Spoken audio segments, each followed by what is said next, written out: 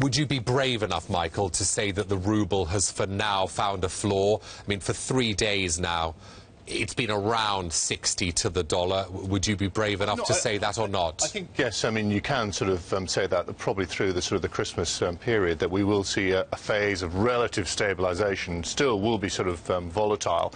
And I think the reason for that is that the ruble pressure got accentuated this week really by the oil price decline. I mean, there's partly sort of domestic factors, but the oil price decline has just spiraled into global markets. So rather than being the oil complex, it started to more deeply affect global markets. And Russia was a sort of a pressure point in that.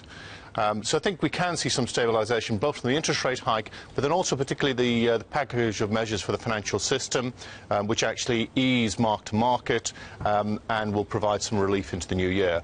However, the Russia and the oil story is not quite over yet. Not quite over, but do you think we avoid capital controls, Michael? Is that if things stabilised around here, if the oil price stabilised around 60, if rubles to the dollar stabilised around 60, would we not need to see capital controls?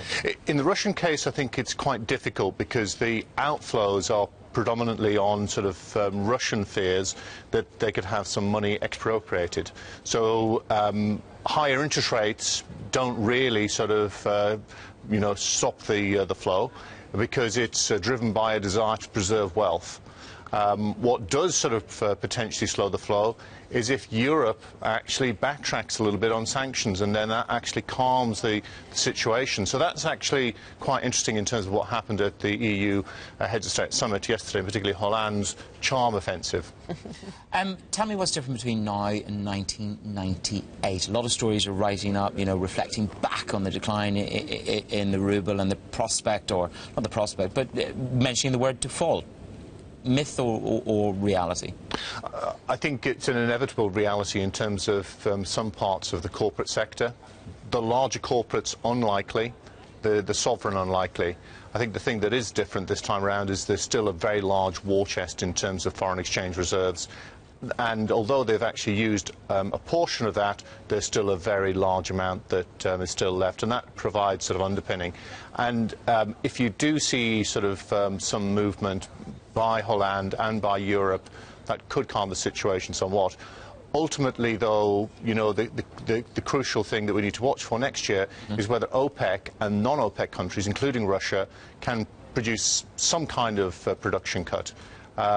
Which the oil market's very split on, and that's why you've got a lot of volatility in oil prices at the moment, between some people feeling we're getting near the bottom and some people feeling it's a $50 story. Can Europe withstand a Russian economy slumping into recession? Various companies in the last 24 hours, Michael, have announced measures, GM, Audi among them, to suspend sales in Russia. The BASF gas deal has ended. Is this just the beginning of news from corporates about the knock-on effect from what's happening in Russia? I think, I mean, in terms of the Russian effect, there will be an effect, particularly sort of on Germany. But given the scale in terms of German exports to Russia versus German exports globally, it's unlikely to be sort of something that materially affects the German or the Eurozone economy. So we will sort of be shaving 0.1, 0.2s off certain countries. However, the bigger picture, I think, is twofold in terms of Europe. It's a story in the first half of some further worries about inflation, slow growth. But the second half of the year, remember that if you actually plug current oil prices into a lot of models, it adds about 0.8 onto Eurozone GDP. So the second half of 2015 could actually see a proper recovery. We keep hearing this so often, don't we, how a fall in oil prices, it's so good for oil-consuming countries, but it seems just that little bit out of reach at the moment. I think the reason is that from a market perspective, the losses have been sort of concentrated in a number of companies, countries, and consequently that's actually been something that markets latched on to very quickly.